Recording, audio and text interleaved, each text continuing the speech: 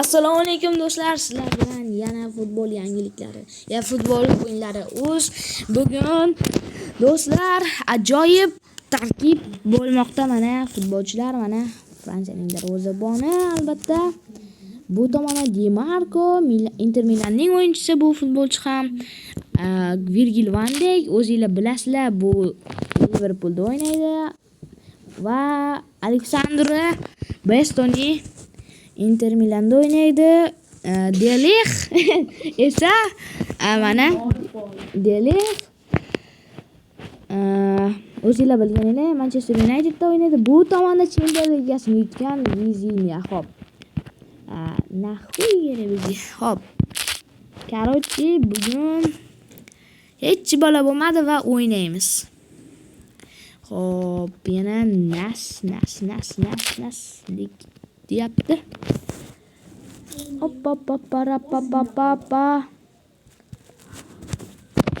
Xo'p, bugun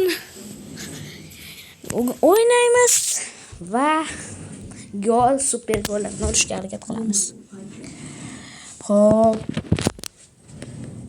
bugun super gollarni uramiz degan umiddaman. Super gollar albatta bizga kerak bo'ladi. Albatta juda ham zo'r super gollarni uramiz degan umiddaman. Video olinyaptimi? Tekshirib qo'ydim. Shunchaki mana bizning o'yinchilar mana Di Marco jinni qilib ketishi mumkin, albatta. Shunchaki tortib olib qo'ydi-da, mana futbolchilarni qaranglar. Mana hop orqaga. Malatsi Avstraliyani bugungi goldan bo'lish kerak edi, mayli. Unday qilishga ham bo'lmadik. Do'stlar, hop, Declan Rice olib qo'yadi albatta. Olib qo'yish kerak. Mana men aytganimdek olib qo'ydi, yurib oldi. Shunchaki to'p tez ketayotgan edi, lekin bu kuchli komanda emas, lekin yaxshi komanda. Bir atak bot komandalarga o'ynagandan ko'ra shu komandaga o'ynagan yaxshi. Xo'p, biznikilar gol urish kerak. Do'stlar, vaqtlar oz qolmoqda, gol kam uryapmiz. Fantastik save qilmoqda-da do'stlar. Ajoyib save'larni qiladi, ajoyib save'larni amalga oshiradi. Bu ham bo'lsa darvozabon nimaydi? Esimdan chiqib qoldi. Hop, yana aylanib olmoqdamiz. Hop. Vaydot, men bular himoyachilar jinni qilaman deb o'yladim. Do'stlar, pozitsionli hujumga chiqamiz do'stlar. Umuman to'p bermaymiz bularga. Bularga beradigan to'pimiz ham yo'qda. Hop. Yana orqaga, yana shunchaki to'pni oshirib yursak ham biron joy ochilib qoladi. Mana aytayapman-ku ochilib qoladi deb. Mana. Shunchaki oshirib qoladi, bir-biriga yoshonib qoladi. Botligicha qolmoqda pas bilan. Shunchaki Vartabonni masxara qilgan holda biz golni urmoqdamiz. Ajoyib tarzda bo'ldi. Menda free kickni albatta o'sha Declan Rice tepadi. Rashford bormi desanglar, ha, Rashford bor. Manchester United uni ijaraga Aston Villaga berib yuborgan edi. Aston Villadan esa biz sotib oldik desang ham bo'laveradi mana. Hop.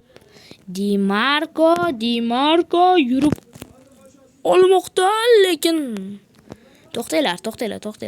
Albatta to'xtaymiz. Albatta. O'zi ham ana futbolchini qo'liga tekkan edi, lekin biz qo'liga tekkan deb tasvirladik-da, lekin qo'l yopishib ham turgan edi. Qo'l jips holatda turgan edi. Ajoyib Vizinyadan ajoyib kutilmagan narsalar va darvozabonga tegib chiqib ketmoqda. Hop, bu tomondan kim tepadi? Di Marco albatta. Di Marconi mana tepkizamiz, chunki chap oyoq. Mana do'stlar, bugun ajoyib. Do'stlar, sizlarga juda ham fantastik urib beraymi? Darvozabonda. Hop, darvozabonda mana olib qochdik. Hop, mana yelkalab uchirib yubordik. Lekin bizga gol urib qo'yish mumkin. Agar gol urib qo'ysa bormi? Albatta yomon ish bo'ladi. Hop. Voy, darvozamon vint qilishni bilmaydi, lekin biz bildirmoqdamiz. Vint qilasan deb majburlagandek bo'lyapmiz-da. Hop, darvozabonda gol uraman dedimmi, gol urmoqchiman va o'sha maqsad tomon intilmoqdaman va gol. Darvozabon birinchi golini urmoqda 16-raqamdagi o'sha juda ham zo'r urmoqda golni darvozabonimiz. Ismi juda ham g'alati, men o'qishim qiyin. Shunchaki Fransiyaning darvozaboni asos tarkibdagi bu safar ham o'ynaydimi? Bugun Ispaniya bilan Fransiyaning o'yini bor. Bu darvozabon ketish kerak, to'g'ri. Lekin yo'q, mana bo'ldi. Sekin xavotir olmasa ham bo'ladi darvozabon. Hop. Lekin Shahin Oy, ajoyib zarba. Lekin o'xshamadi. Hop, mana. Hop. O'tib ketmoqdamiz. Ajoyib tarzda paslar. Darvozabon ajoyib tarzda bo'lmoqda. Gol. Rashford golni o'ziga rasmiylashtirib olmoqda. Ajoyib tarzda. Hop, Gusto olib qo'yadi. Albatta Gusto.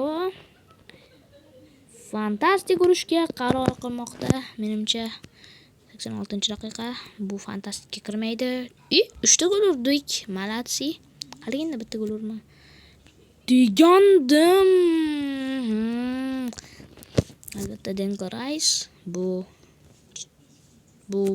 yomon narsani qilmoqda. Biz yutdik. Ajoyib tarzda. Ajoyib, go'zal yutdik, go'zal. 7 daqiqalik video, lekin bu xuddi haqiqiy o'yinga o'xshab ketdi. Albatta bitta reklama ko'rib olsak, yomon ish bo'lmaydi.